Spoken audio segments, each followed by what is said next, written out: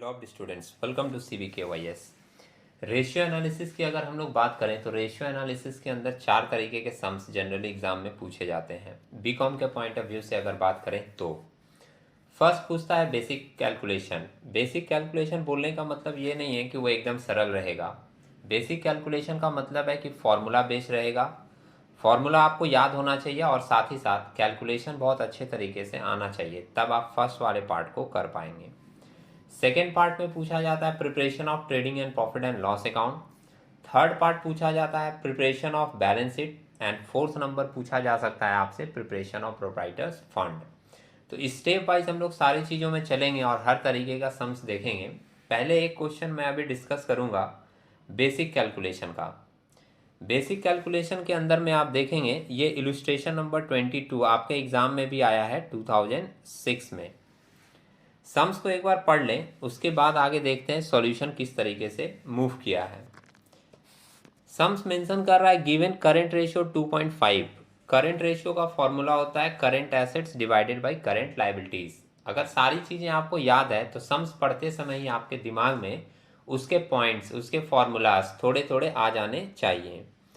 दूसरा बोल रहा है क्विक रेशियो। क्विक रेशियो दिया 1। क्विक रेशियो का फॉर्मूला होता है quick assets divided by quick liabilities. Quick asset में हम लोग लेते हैं current assets minus prepaid expenses minus inventories, divided by करते हैं उसको current liabilities minus bank overdraft.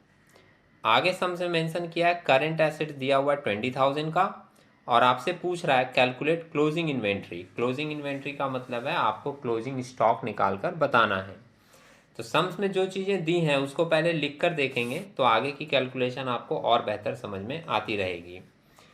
Solution mention कर रहा है current assets divided by current liabilities equals current ratio. Formula लिख दिया पहले। करंट एसेट सम्स में दिया था, सेकेंड स्टेप में आप देख रहे हो पुट कर दिया करंट एसेट्स के जगह पर 20,000 divided by current liabilities equals current ratio दिया है आपका 2.5। थर्ड स्टेप में क्रॉस मल्टीप्लिकेशन किया है सिंपली।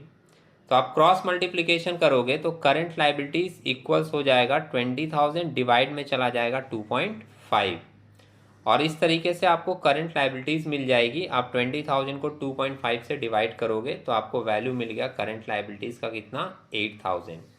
तो करंट एसेट्स आपको पता था पहले ही सम्स में दिया था 20,000 और करंट लायबिलिटीज आपको मिल गया अभी कितना 8,000। अब इसको लेकर हम लोग क्विक रेशियो यूज़ करेंगे तो वहाँ से आपको इन्वेंट्री सिंपली मिल जाएगा।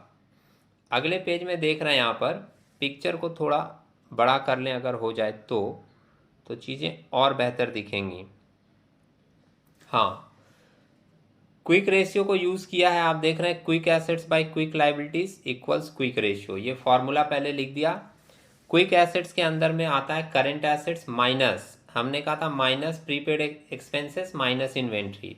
आप देख रहे हो यहाँ प्लस में रखा है लेकिन इस पूरे की पूरी चीज़ को ब्रैकेट में भी रखा गया है, ये भी आप देख रहे हो। जैसे ये ब्रैकेट खुलेगा आपका इन्वेंट्री भी माइनस में आ जाएगा और आपका प्रीपेड एक्सपेंस भी माइनस में हो जाएगा। ये कैलकुलेशन है, मैथमेटिकल बेसिक बातें हैं।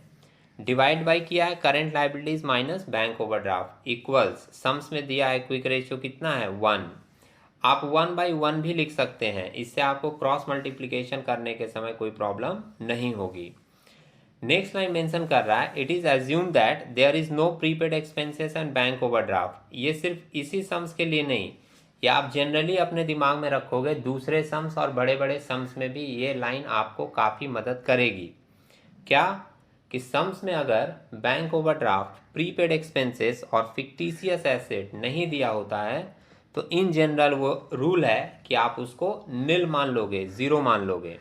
तो ये ध्यान में रखेंगे हम लोग। ऐसा नहीं कि सबको निल मान लेंगे और कुछ भी सम्स में नहीं दिया है तो उसको भी हम लोग निल मान लेंगे, इन्वेंट्री नहीं दिया है तो उसको भी निल मान लेंगे, ऐसा नहीं है। जनरल एप्लीकेशन है, आप बैंक ओवरड्राफ्ट, प्रीपेड एक्सपेंसेस और फिक्टिशियस एसेट्स को ही अगर सम्स में इंफॉर्मेशन इससे रिलेटेड नहीं है तो इन तीन चीज़ों को आप निल मान सकते हैं।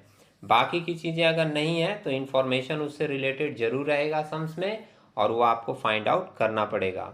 जैसे आगे देखिए स्टेप में करेंट एसेट्स दिया था उसके जगह लिख दिए 20,000 माइनस इन्वेंट्री के जगह इन्वेंट्री ही लिखा है, यहाँ नील नहीं लिखा, इन्वेंट्री अपने को निकालना भी है। और प्रीपेड एक्सपेंसेस लिख दिया नील। डिवाइडेड बाय करंट लायबिलिटीज 8000 अपने निकाले थे और बैंक ओडी के जगह भी लिखा है नील। इक्वल्स लिखा है 1/1 आप कर सकते हैं इसको। आगे का स्टेप मेंशन कर रहा है 20,000 minus inventory divided by 8000 equals 1 और क्रॉस मल्टीप्लाई करेंगे। इन्वेंट्री को अलग साइड में रख लिए और अमाउंट को एक साइड में ले लिए, तो वैल्यू आ गया inventory equal to 20,000 minus 8,000। Inventory की वैल्यू आ गई आपका 20,000 माइनस 8,000 करेंगे तो 12,000 और इस इन्वेंट्री को ही हम लोग क्लोजिंग स्टॉक बोलेंगे, क्लोजिंग इन्वेंट्री कितना वैल्यू लिख दिया 12,000। तो कैलकुलेशन इजी था, आपको समझ में भी आया होगा। अगर मान लीजिए यहाँ पर एक स्टेप हटाकर डायरेक्ट लिख दिया गया 20,000 माइनस 8,000, इसको आप कॉपी में लिख कर करो, क्रॉस मल्टीप्लाई करके करोगे तो आपकी चीज़ें पूरी क्लियर दिखेंगी। और जो भी सम्स अगर आपको इस तरीके के डिस्कशन में मिलते हैं उसको भी ऑन कॉपी आप लिख लीजिए। ऑन कॉपी लिखने पर चीज़ें आपको और ज़्यादा बेहतर समझ में आती रहेंगी। तो इस तरीके के कैलकुलेशन के साथ हम लोग एक नेक्स्ट वीडियो में मिलेंगे, तब तक के लिए टेक केयर।